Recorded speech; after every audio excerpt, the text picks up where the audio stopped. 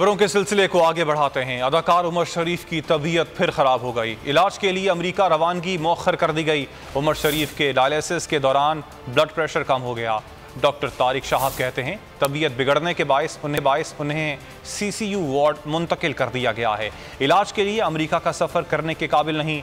24 घंटे के दौरान तबीयत देखने के बाद रवानगी का फैसला किया जाएगा। इसी हवाले से मज़ीद तफसीलात मालूम कर लेते हैं बोल न्यूज़ के नुमाइंदे फैयाज बताइएगा, अब उमर शरीफ की तबीयत कैसी है?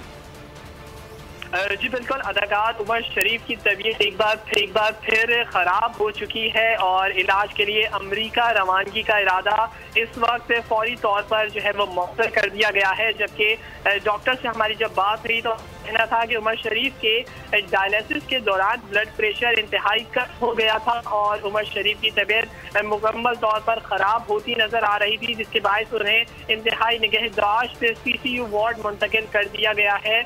जबकि उमर शरीफ की हालत बेहतर नहीं है तो वो इस वक्त इलाज के लिए अमेरिका का सफर नहीं कर सकते। इंतहाई 24 घंटे जो है वो अगले बहुत ज़्यादा उन्हें इंतहाई निगहदाश्त हालत में रखा जाएगा और इसी दौरान उमर शरीफ की तबीयत देखने के बाद ही फैसला किया जाएगा कि उन्हें आया रवानगी की जा सकती है या नहीं। जबकि अहले खाना के मुताबिक एयर एम्बुलेंस को भी आगाह कर दिया गया है और उमर शरीफ की तबीयत के हाल में जब बेहतर हो जाएगी उसके बाद ही नए शेड्यूल का आगाह किया जाएगा। जबकि अमेरिका में उमर शरीफ के इलाज मुआवजे के तमाम इंतजाम जो है वो मुकम्मल हो चुके हैं। जबकि डॉक्टर तारिक शहाब जो है उनसे भी पाकिस्तानी डॉक्टर मुसलसल राब्ते में की जा रही है कि आगा खान अस्पताल जहाँ पे वो ज़ेर इलाज हैं उनकी तबीयत जब बेहतर हो जाएगी उसके बाद ही उन्हें एयर एम्बुलेंस के जरिए कराची से वाशिंगटन जो है वो भेजा जाएगा। लेकिन इस वक्त इंतहाई निगहदाश्त वार्ड में जो है वो उनकी जो है वो तीमारदारी की जा रही है, उनकी सेहत का ख्याल रखा जा रहा है। जबकि उनके डायलिसिस मुकम्मल तौर पर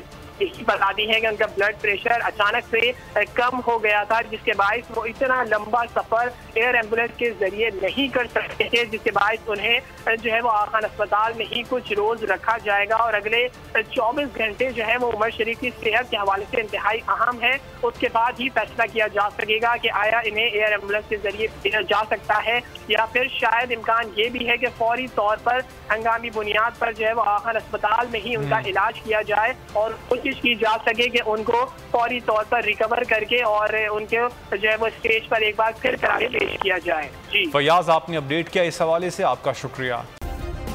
सब्सक्राइब करें और बेल दबाएं ताकि कोई खबर रह न जाए।